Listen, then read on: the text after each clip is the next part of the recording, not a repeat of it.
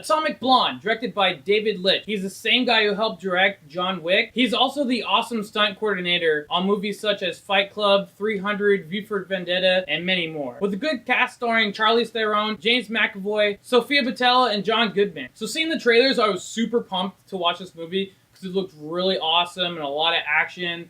And seeing all the work that they put into and the stunts got me really pumped for this film. So let's start off with the positives. This movie starts off with the character Lorraine, played by Charlize, and she's kind of being like interrogated or talked to by her boss and John Goodman's character, and they're kind of asking her what happened in Berlin. So almost the whole movie is her just retelling what happened in Berlin and her trying to get the secret list from the agent Spyglass. Also, she has to meet up with another agent named David Percival, who is played by James, as she, goes undercover and just is trying to find this list because it's very important to her boss. I think the acting in this movie was really good. I enjoyed everybody's character.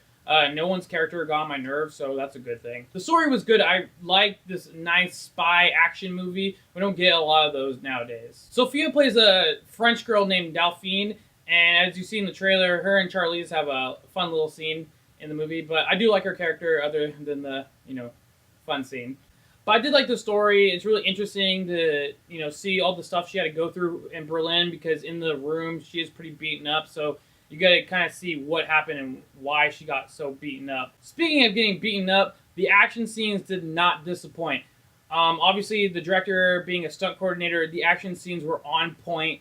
Every fight scene was awesome. Charlize Theron knocks it out of the park once again. If you see any of her other movies when she's doing anything like Aeon Flux or just anything, she's really good at action. She's like one of the few women actresses who is really good in action movies, and she does an awesome job. All the fighting is really good. All stunts is really good. Props to the stuntmen in this film. You guys did a really good job, and it was just really fun action. You can definitely see all the hard work that went into the fights, and the music kept pace and followed the fighting very nicely. Speaking of music, I think the music choice they used in this was really awesome. They did a nice little remix, or their own versions.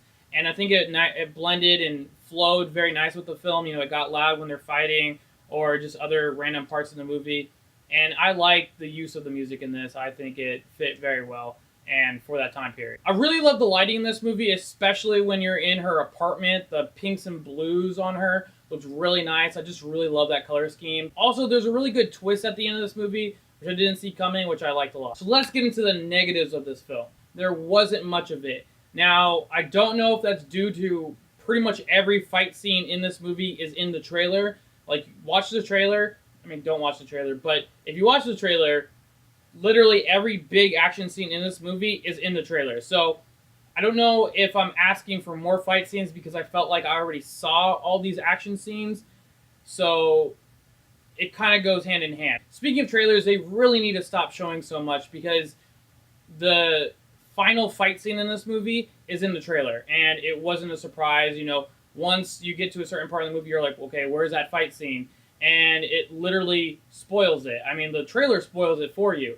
The scene where she's putting her hand in the ice bucket, that's at the end of the movie. Spoiler alert, but it's in the trailer. So trailers really need to stop showing so much because I felt like there needed to be more action because I felt like I already saw all these action scenes in this movie. So it's a little bummer. If I probably didn't see the trailers, I probably wouldn't be saying I want more action because it probably was a good enough amount of action. But to me, I already felt like I saw these action scenes already. So it's like I wanted more. Even though there was a very few little bit of action in between that wasn't shown in the trailer, I just felt like there should have been more just because I felt like I already saw all of it.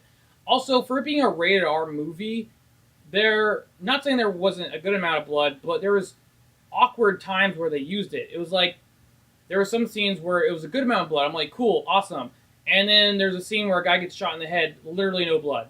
Like, there's no blood on the ground, there's no blood on the car, there's no blood leaking from his head. And I'm like, is this a PG-13 rated movie? But later, you see a lot of blood on the wall from someone getting shot and just other random scenes with blood. And so it's very inconsistent with its violence. And if you're gonna be rated R, give me the blood that you're gonna use. Like, don't half-ass it in some of the scenes. So other than that, there really isn't much negatives. Trailers just stop showing so much. But Atomic Blonde was a really fun movie. I did enjoy it. A nice spy action movie that we don't get a lot. Fun little twist at the end. And it was an enjoyable movie. So this is why I give Atomic Blonde a 7.5 out of 10. If you guys like this review, hit that thumbs up. If you guys want to see more, hit that subscribe button. And thanks for watching.